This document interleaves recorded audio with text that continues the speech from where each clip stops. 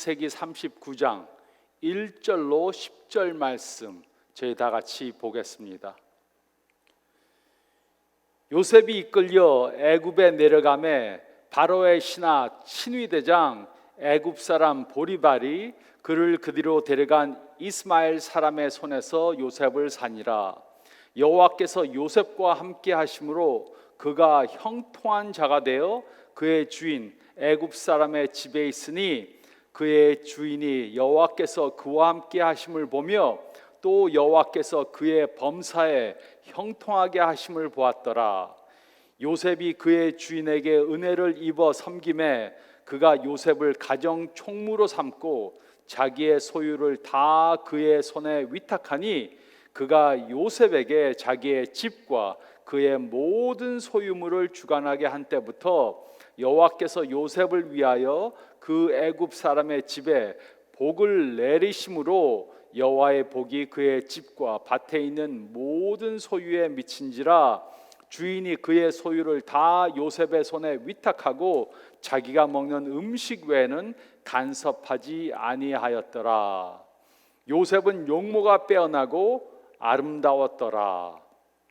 그 후에 그의 주인의 아내가 요셉에게 눈짓하다가 동침하기를 청하니 요셉이 거절하며 자기 주인의 아내에게 이르되 내 주인이 집안의 모든 소유를 간섭하지 아니하고 다 내 손에 위탁하였으니 이 집에는 나보다 큰 이가 없으며 주인이 아무것도 내게 금하지 아니하였어도 금한 것은 당신뿐이니 당신은 그의 아내임이라. 그런즉 내가 어찌 이 큰 악을 행하여 하나님께 죄를 지으리까. 여인이 날마다 요셉에게 청하였으나 요셉이 듣지 아니하여 동침하지 아니할 뿐더러 함께 있지도 아니하니라. 아멘. 우리는 지금 위기를 통한 성장이라는 설교 시리즈를 하고 있습니다. 우리 모두는 팬데믹 전에 일상으로 돌아가길 원합니다. 하지만 이 어려운 시기를 통해 아무것도 배운 것이 없이 돌아가는 것은 매우 어리석은 것입니다. 그 이유는 유익이 없는 고통은 아무 의미가 없는 것이기 때문입니다. 우리가 지혜롭다면 나는 이번 위기를 통해 무엇을 배웠는가라는 질문을 해봐야 합니다.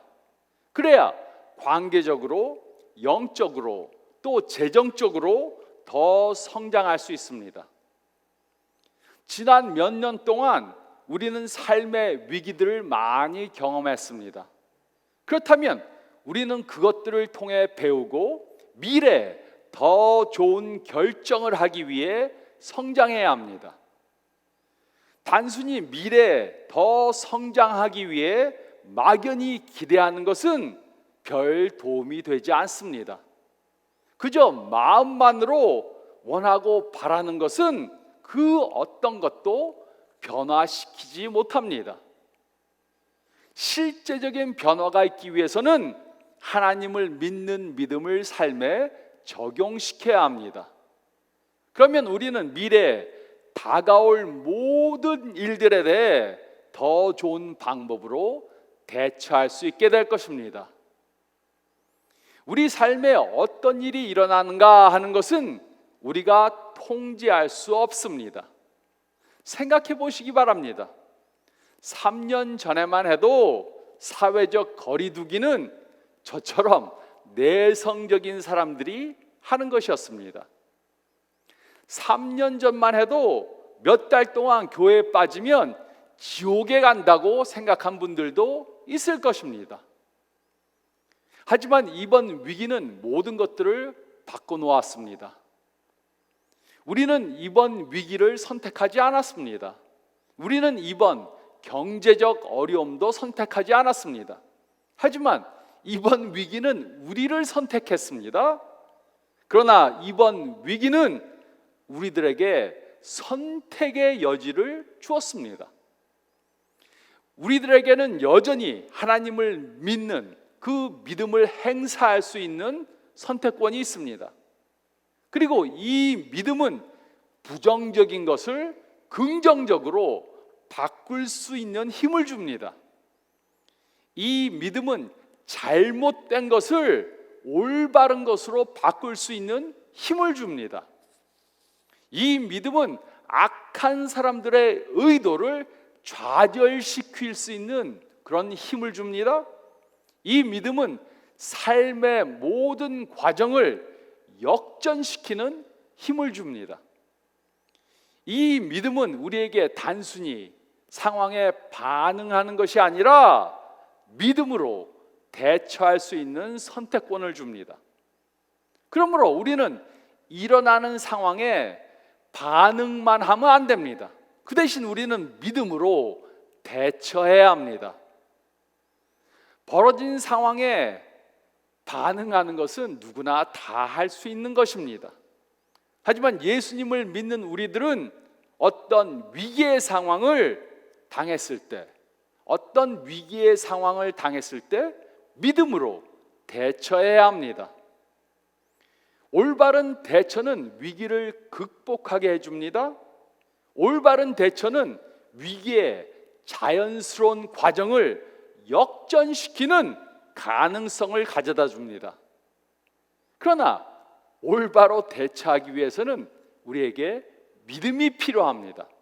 특히 하나님께서 우리와 함께 하신다는 믿음이 필요합니다.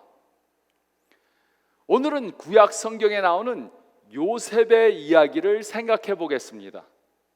이 이야기를 통해 우리는 위기를 직면했을 때 신앙으로 대처하는 것에 대해 배울 수 있습니다.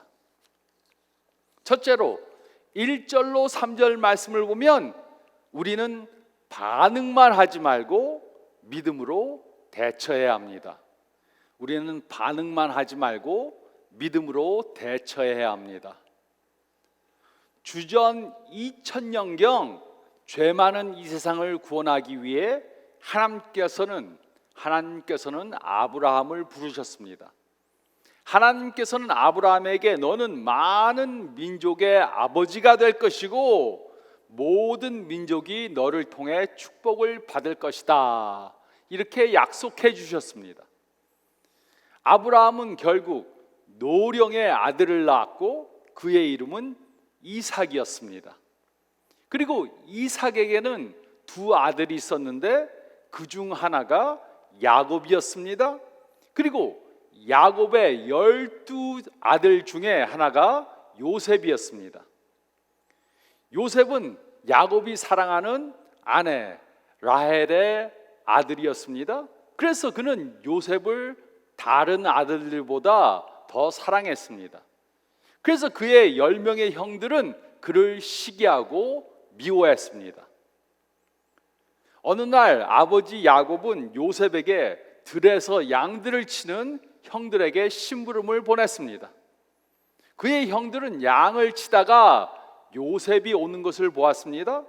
그들은 요셉을 제거하기로 결정하고 요셉을 노예 상인들에게 팔았습니다. 그리고 그들은 아버지에게 요셉이 들짐승에 의해 죽었다고 그렇게 거짓말을 했습니다. 그들은 아버지 야곱에게 큰 상처를 주었습니다. 1절은 다음과 같이 기록했습니다. 요셉이 이끌려 애굽에 내려가매 바로의 신하 친위대장 애굽 사람 보디발이 그를 그리로 데려간 이스마엘 사람의 손에서 요셉을 사니라. 요셉의 형들은 요셉을 노예로 팔았습니다. 그는 애굽으로 끌려갔고 바로의 신하 중 한 사람인 경호대장 보디발이 요셉을 노예로 샀습니다. 하지만 그때 요셉은 매우 놀라운 경험을 하게 되었습니다. 2절과 3절은 다음과 같이 기록했습니다. 여호와께서 요셉과 함께 하심으로 그가 형통한 자가 되어 그의 주인 애굽 사람의 집에 있으니 그의 주인이 여호와께서 그와 함께 하심을 보며 또 여호와께서 그의 범사에 형통하게 하심을 보았더라. 하나님께서는 요셉과 함께 하셨습니다. 하지만 요셉 자신은 모든 일에 형통함을 경험하지 못했습니다. 그는 공의나 공평함을 경험하지 못했습니다. 그는 형에게 팔려서 자유가 없는 노예가 되었습니다. 그러나 그때 요셉에게는 선택의 여지가 있었습니다. 그는 주어진 환경 속에서 어떻게 행동할 것인가 선택할 수 있었습니다. 그는 자기가 처한 상황에 단순히 반응하기보다는 믿음으로 선택해서 대처하기로 했습니다. 그는 하나님께서 실제로 자신과 함께 하심을 믿고 행동하기로 선택했습니다. 요셉은 모든 일들을 책임감을 가지고 해냈습니다. 그는 노예로 팔려간 사람처럼 행동하지 않았습니다. 그는 하나님께서 실제로 그와 함께 하신다는 것을 믿고 믿음으로 대처했습니다. 그 결과 하나님께서 요셉과 함께 하셔서 그가 형통하도록 만드셨습니다. 물론 그는 개인적으로는 번영하지 않았습니다. 하지만 하나님께서는 더 큰 목적을 가지시고 그가 하는 모든 일들을 축복해 주셨습니다. 이번 위기를 당해서 믿음을 저버린 사람들이 많이 있습니다. 어떤 사람들은 고난의 문제 때문에 기독교 신앙을 버렸습니다.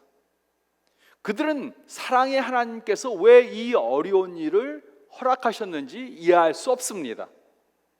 그들은 하나님께서 요셉과 함께 하셨다면 왜 그가 노예로 팔리는 것을 막지 않으셨는지 이해하지 못합니다. 그들은 하나님께서 그들과 함께 하시면 모든 것이 전부 다 자신들이 원하는 대로 될 것이라고 그렇게 생각합니다.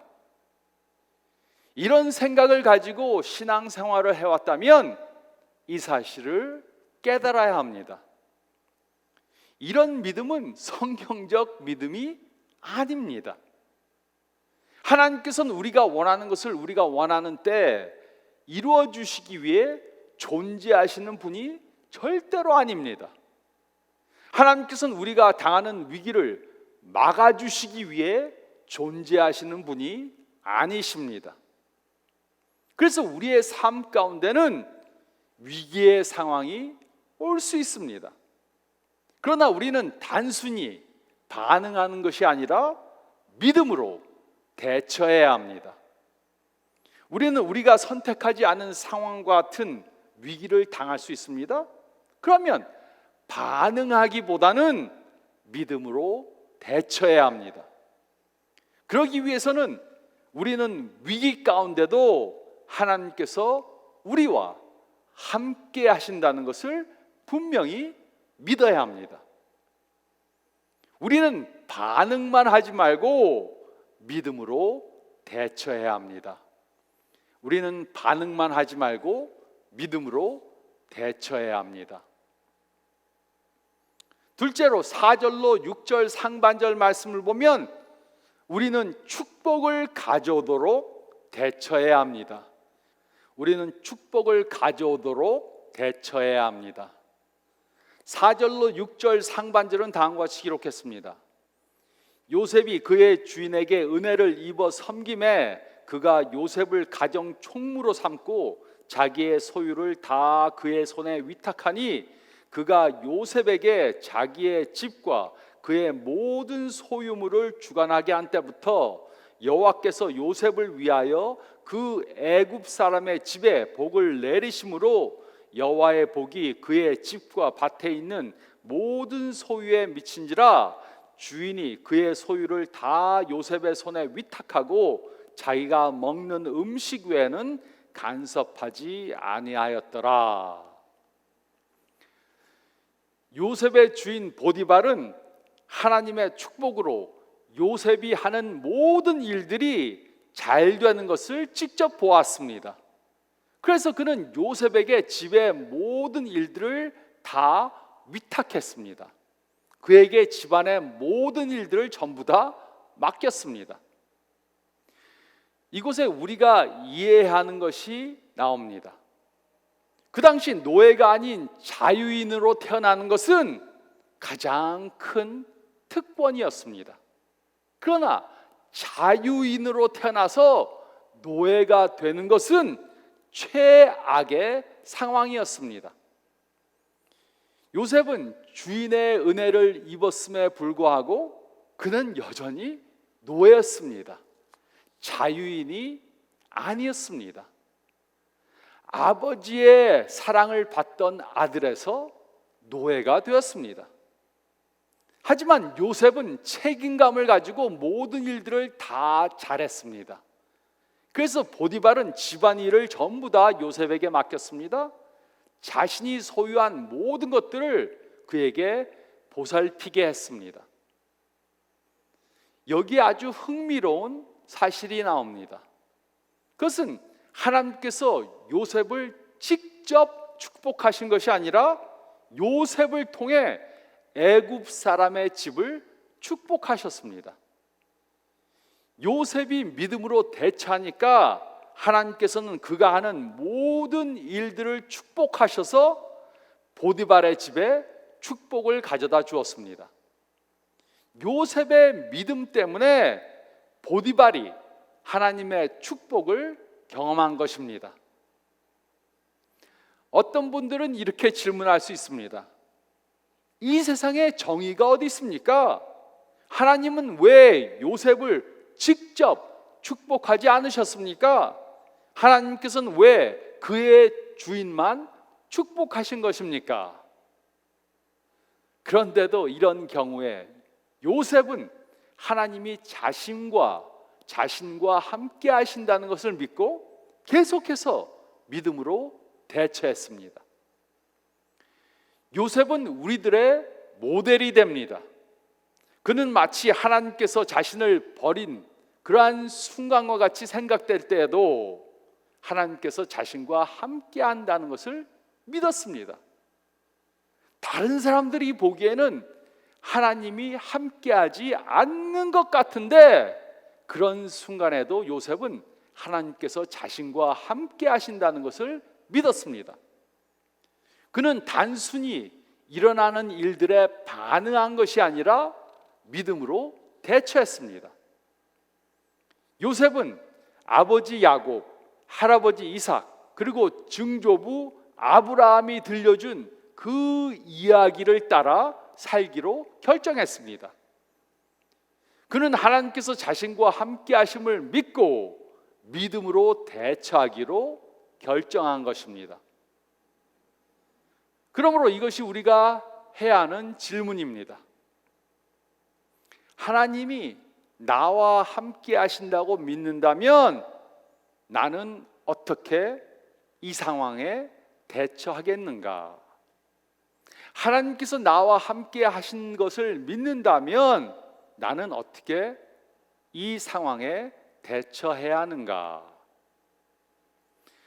우리가 믿음으로 대처한다면 하나님께서 우리를 축복해 주시는 것을 경험하게 될 것입니다. 또 우리뿐만 아니라 하나님께서는 우리 주위 사람들을 축복해 주시는 것을 경험하게 될 것입니다. 우리가 믿음으로 대처하면 우리만 축복받는 것이 아니라 우리 주위에 있는 사람들도 하나님의 축복하심을 경험하게 될 것입니다. 그 이유가 무엇입니까? 우리들의 믿음 때문입니다. 우리만 축복받는 것이 아니고 우리의 믿음을 통해 다른 사람들도 축복을 경험하게 될 것입니다. 우리는 축복을 가져오도록 대처해야 합니다. 우리는 축복을 가져오도록 대처해야 합니다. 또 셋째로 6절 하반절에서 10절 말씀을 보면 우리는 상황이 즉시 나아지지 않더라도 계속해서 믿음으로 대처해야 합니다. 우리는 상황이 즉시 나아지지 않더라도 계속해서 믿음으로 대처해야 합니다. 6절 하반절에서 7절은 다음과 같이 기록했습니다. 요셉은 용모가 빼어나고 아름다웠더라. 그 후에 그의 주인의 아내가 요셉에게 눈짓하다가 동침하기를 청하니, 요셉은 계속해서 믿음으로 대처했지만 상황은 나아지지 않았습니다. 상황은 더 악화되었고 요셉은 억울한 지경에 빠지게 되었습니다. 요셉은 그가 어떻게 대처를 하든 도망갈 출구를 찾지 못하게 되었습니다. 요셉은 매우 잘생긴 청년이었습니다. 보디발의 아내가 요셉을 보고 나와 동침하자고 말했습니다. 이것은 청한 것이 아니고 명령이었습니다.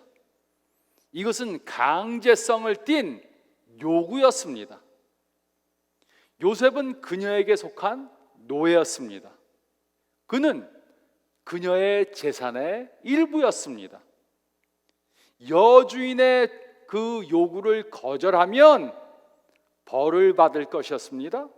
하지만 그녀와 동침을 하고 그 주인이 그 사실을 알게 되면 그는 죽임을 당할 것이었습니다. 그는 사면 초가의 상황에 이른 것입니다. 이런 순간에 믿음으로 대처하는 것은 시간 낭비를 하는 것처럼 보일 수 있습니다. 요셉이 믿음으로 대처한다고 해도 결과는 뻔한 것이었습니다. 그에게 해피엔딩은 없었습니다. 그럼에도 불구하고 요셉은 믿음으로 대처했습니다. 8절로 10절은 다음과 같이 기록했습니다. 요셉이 거절하며 자기 주인의 아내에게 이르되 내 주인이 집안의 모든 소유를 간섭하지 아니하고 다 내 손에 위탁하였으니 이 집에는 나보다 큰 이가 없으며 주인이 아무것도 내게 금하지 아니하였어도 금한 것은 당신뿐이니 당신은 그의 아내임이라. 그런즉 내가 어찌 이 큰 악을 행하여 하나님께 죄를 지으리까? 여인이 날마다 요셉에게 청하였으나 요셉이 듣지 아니하여 동침하지 아니할 뿐더러 함께 있지도 아니하니라. 주인의 아내는 요셉에게 집요하게 동침하기 위해 강요했습니다. 그녀는 날마다 요셉을 유혹했습니다. 요셉은 그 유혹에 저항했을 뿐만 아니라 그녀와 함께 방에 있는 것도 거부했습니다. 그는 무슨 일이 있더라도 믿음으로 대처하기로 결정한 것입니다. 결국 보디발의 아내는 수치를 당해서 화가 났습니다. 그리고 그녀는 오히려 요셉이 자신을 강간하려고 했다고 거짓말을 했습니다. 보디발은 이 말을 듣고 요셉을 감옥에 가둘 수밖에 없었습니다. 이와 비슷한 억울한 상황을 당한 분들도 있을 것입니다. 요셉은 죄를 피하려고 하다가 오히려 누명을 덮어쓰고 그에 대한 대가를 치르게 되었습니다. 그는 왜 감옥에 갇히게 되었습니까? 그는 그가 믿음으로 대처하는 선택을 했기 때문에 감옥에 간 것입니다. 이처럼 좋은 사람들에게도 나쁜 일들이 생길 수 있습니다. 심지어 하나님께서 함께하는 사람들에게도 이런 일들이 일어날 수 있습니다. 우리는 우리에게 일어나는 일들에 대해 선택하지 못할 수도 있습니다. 그러나 우리는 항상 그것에 어떻게 대처할 것인가는 우리가 선택할 수 있습니다. 믿음으로 대처해도 항상 상황이 좋아지는 것은 아닙니다.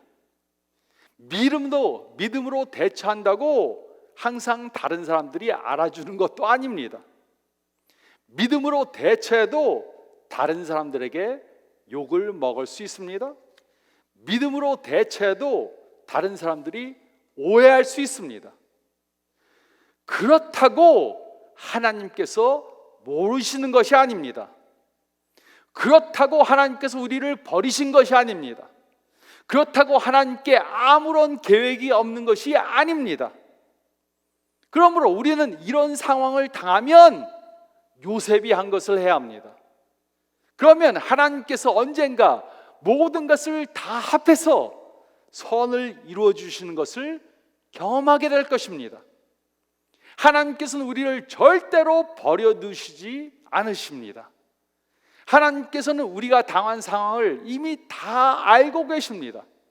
하나님께서는 현재도 우리 삶 속에서 그의 선한 계획을 이루어가고 계십니다. 그리고 언젠가 우리들도 그 계획을 이해할 수 있도록 보여주실 것입니다. 지금은 모르고 지금은 이해가 안 되고 지금은 하나님께서 우리와 함께 하시지 않은 것 같이 보일지라도 언젠가는 우리가 그것을 깨닫게 될 것입니다. 그래서 우리는 상황이 즉시 나아지지 않더라도 계속해서 믿음으로 대처해야 합니다. 우리는 상황이 즉시 나아지지 않더라도 계속해서 믿음으로 대처해야 합니다. 우리 모두는 이 질문과 씨름을 해야 합니다. 나는 내가 당한 상황에서 어떻게 믿음으로 대처해야 하는가? 나는 지금 내가 당한 이 상황 속에서 어떻게 믿음으로 대처해야 하는가? 하나님이 나와 함께 하시는 것을 믿음으로 어떻게 이 상황에 반응만 하는 것이 아니라 믿음으로 대처해야 하는가? 이 질문을 해야 합니다. 이 질문에 대한 답은 우리의 믿음을 우리 삶 속에 보여주게 도와줍니다. 처한 상황에 반응하는 것보다 대처한다면 우리는 우리들의 삶과 하나님을 아직 모르는 우리 주변에 있는 사람들에게 그들의 삶에 큰 축복을 가져다 주게 될 것입니다. 우리가 어떻게 대처하는가에 따라 우리는 하나님께서 주시는 축복을 경험할 수도 있고 경험하지 못할 수도 있습니다. 그러므로 우리는 어떤 위기를 당하더라도 믿음으로 대처해야 합니다. 우리들에게는 어떤 일이 생기는가, 이것은 선택하지 못할 수 있습니다. 하지만 우리가 어떻게 믿음으로 대처하겠는가, 이것은 우리가 선택할 수 있습니다. 우리는 믿음으로 대처할 수 있는 능력을 가지고 있습니다. 우리는 그 능력을 사용해야 합니다. 그렇게 한다면 우리는 한층 더 믿음으로 성장하게 될 것입니다. 이렇게 믿음으로 대처하는 삶을 사는 저와 여러분들이 되시기를 선하신 예수님의 이름으로 축원드립니다.